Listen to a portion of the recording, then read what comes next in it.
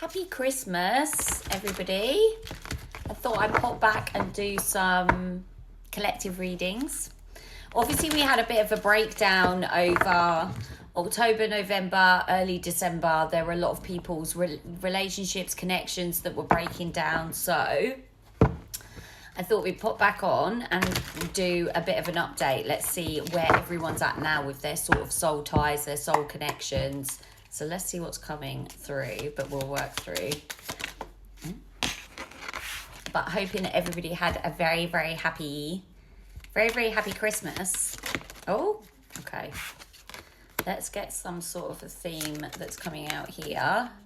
And let's see. So, obviously there was a lot of breakdowns within the community, within the collective.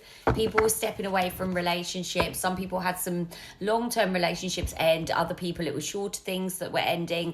But there's been effort that has been put back within those connections, okay? So you've invested effort back into your relationship and that has helped things to blossom. So at this point, you're now making steady progress towards what it is that you want. So some of you may have had communication from your people, but we'll break it down as we go through. But some of you might not have, and you might have been off working on yourself, but that in turn has put effort back towards like this situation so that it can regroup, so that it can potentially come back together.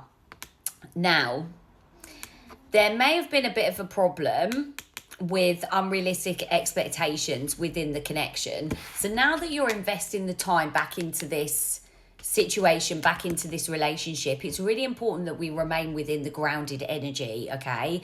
And that we don't slip back into having these unrealistic expectations and being like diplomatic and trying to mediate even conversations and think about things from both sides, both parties. So you're not just focused on yourself, your trauma, what you've been through, and you're helping the other person to work through expectations too, because it's a two-way street, you know, within relationships. And a lot of the time I feel like we just focus on ourselves and our traumas, but we need to broaden our perspectives and open that up so that we're thinking about the other person as well. Now, this person is somebody that does lead a little bit with charisma. So they're not someone that's coming in with an open heart. They are someone that is a little bit more charming, a little bit more just trying to lure you in with their words and this sort of thing. So it's really important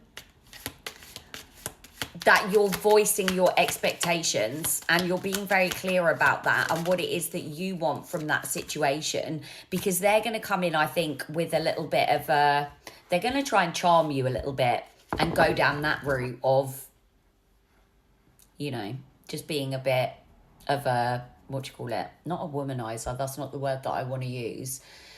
Someone that uses like attraction, sexuality, the connection to try and get back in with you. Whereas you want it to come more from an emotionally balanced place. You want it to come more from their heart rather than them trying to lure you in because of the sexual attraction that's between you. But you have reconciled now. So there has been some form of reconciliation after a conflict. So where things were conflicted before and you were separate, there's my confirmation as well. You were separated. Things have come back together now. You have regrouped with this person, okay? Now, you may have had a bit of a situation where there were actually two people that you were choosing between, because there's some confusion here and there's something in the energy about choosing between potential partners, but you need to be cautious with this. But if you've reconciled with this person, it's likely that you've already made this choice, okay? But if you haven't, it's about really stepping back and looking at that person and thinking, do they actually have the characteristics of somebody that I would want to be with, that I would want to build a life with, that I would want to, you know, grow and expand with? Or are you living in a bit of a fantasy of what that would be like, how that might play out with that person once you reach a more serious point? So if you are part of the collective that has had two people to choose between and you haven't quite made that choice yet, make sure you're stepping back and really observing things for what they are and not the fantasy that you may have created within your mind, because that might work for you right now, but it's not going to as you move forward into the future. And it seems that there was a lot of overwhelm about this decision, about choosing this person.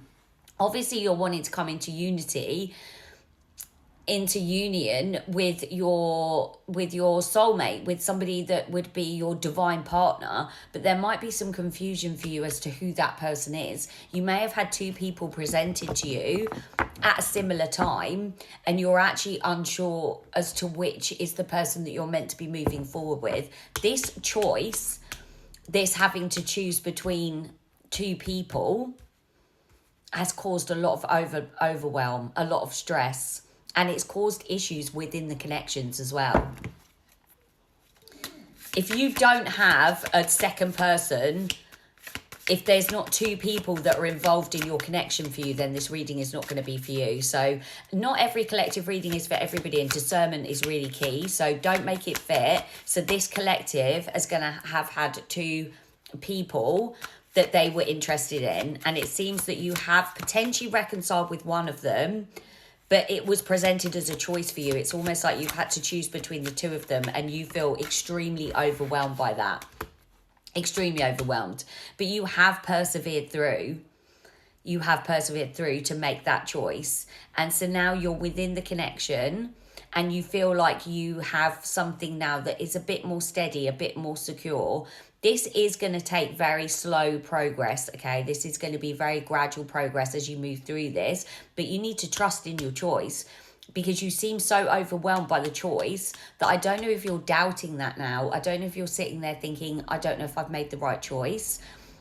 But you need to push through, persevere through, because you are moving forward into a steady and secure relationship. So even though you might feel doubtful about the person, it seems that you have made the correct choice on who it is that you're meant to be moving forward with.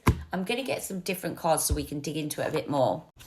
Okay, so I'm going to get some cosmic insights so we can see what the universe thinks about this connection. And what does the collective need to know about this connection? Oh.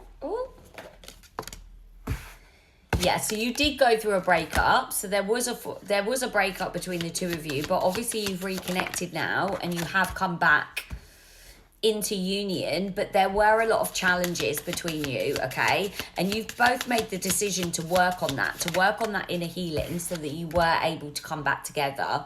So you're probably entered into a stage now where you are starting to do stuff together again, because we've got date night here. So you are reconnecting, you are spending time together with them. They were watching you, so they've been keeping an eye on what you've been doing the whole time, potentially while you were through this breakup. But there may be some things that they're not being completely honest with you about. So even though you've reconnected, and that might be where that doubt's coming through for you about whether you've chosen the right person. That might be where the doubt is pulling from, because they're not being completely honest with you, and it's likely that you're picking up on that, like you're sensing that, and it's causing a distance between the two of you. So an emotional distance. So even though you've reconnected and you're going on dates again, you're spending time together again, emotionally, you don't feel like you've reconnected. You still feel like there's this emotional distance between the two of you. So that's probably where the doubt's coming from, that you've chosen the right person. But it doesn't mean that the other person was potentially the right person for you to connect with. There's things that need to be worked through within this connection. But if you can work through those, I'll check in a minute if this is a divine connection that's being guided by your divine team, because